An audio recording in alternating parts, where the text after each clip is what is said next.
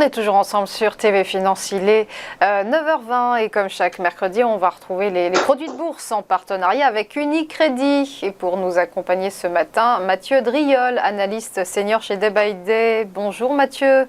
Bonjour Roselyne. Alors avant d'évoquer une valeur et son produit boursier associé, on va faire ensemble un point technique sur le CAC. L'indice qui continue de voler de record en record, plus 1,39% hier à 7317 points. Petite pause ce matin à l'équilibre, une petite hausse de plus 0,04% je crois. C'est donc le retour de la confiance du côté des investisseurs sur le marché parisien. En tout cas, c'est un sens unidirectionnel. La hausse a été engendrée par l'ouverture de 2 gaps haussiers consécutifs, ce qui fait quasiment 3 en fait depuis le rebond depuis la mi-décembre sur le support à 6727. On est sur un mouvement en quasi ligne droite, un petit peu à l'image de ce qu'on avait vécu en octobre et en novembre dernier, un mouvement qui ne fait pour l'instant qu'accélérer. Le variant Omicron ne semble pas faire peur aux investisseurs.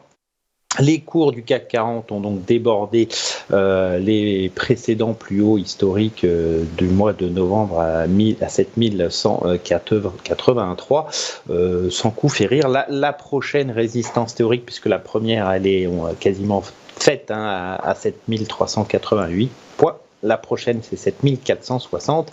Et effectivement, petite consolidation aujourd'hui, mais qui ne remet pas en cause pour l'instant la tendance haussière du CAC 40. Il faut donc essayer, en termes de dynamique, de se porter sur des achats. Mathieu, vous allez nous parler de Saint-Gobain.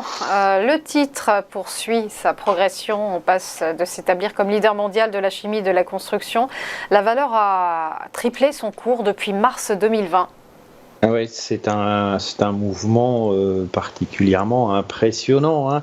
Mars 2020, quasiment 15 euros, et puis quelques mois plus tard, on a refait des nouveaux plus hauts aux alentours des 65 euros dans un mouvement haussier spectaculairement puissant, puisqu'il n'a quasiment pas marqué de pause. Alors, depuis le test de la formation de ce plus haut historique à 64,93, on avait assisté à une longue phase en fait de digestion. Les cours, tout simplement, par exemple, attendaient la moyenne mobile à 50 semaines, qui est un support dynamique de la tendance. On voit, ils avaient défini donc un plat entre ce niveau à 65 et le support à 54,71. 3 tests approchés. Les acheteurs revenaient même avant le support, signe d'une tendance haussière particulièrement puissante. Et puis depuis les 3 dernières semaines, on est, semble-t-il, reparti en dynamique, puisque les cours ont franchi une petite résistance intermédiaire. Ils attaquent la zone des sommets. La tendance devrait se poursuivre et donc de nouveaux plus hauts devraient être marqués en direction des résistances calculées par extension de Fibonacci à moyen terme, 73,50 et 77,40. Alors donc quelle stratégie et quelle sorte d'objectif ?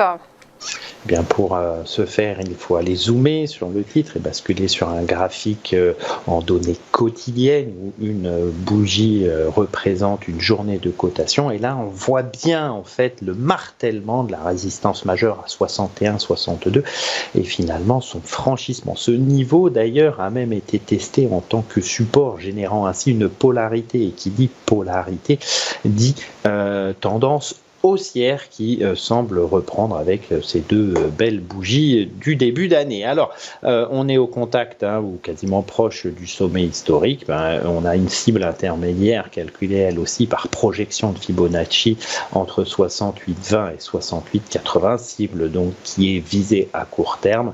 À moyen terme, effectivement, on pourrait projeter après plus haut, plus tard. C'est un titre qui reste quand même particulièrement puissant avec une bonne orientation de son secteur. Et en force relative, il est quand même plutôt fort. Il semble en tout cas retrouver de la force. Alors pour ce produit de bourse, quel produit de bourse est associé à votre scénario, cher Mathieu ? Alors, on a un scénario principal à la hausse, un turbo illimité best call de Mnemo G935T, une parité à 1 pour 10, une échéance ouverte, un levier de 7,30 et une barrière désactivante aux alentours des 55,40. Elle est mouvante un peu tous les jours sur les turbos illimités. Le scénario alternatif est un turbo illimité best put de Mnemo D232T, là aussi une parité à 1 pour 10, une échéance ouverte, levier un petit peu plus important à 13,40 avec une barrière désactivante à 68,50. Merci beaucoup Mathieu Driol, analyste senior chez Day by Day. C'était les produits de bourse en partenariat avec Unicredit. Précision, ces produits étant très spéculatifs, l'AMF les classe catégorie 7, ils sont donc destinés aux investisseurs aguerris.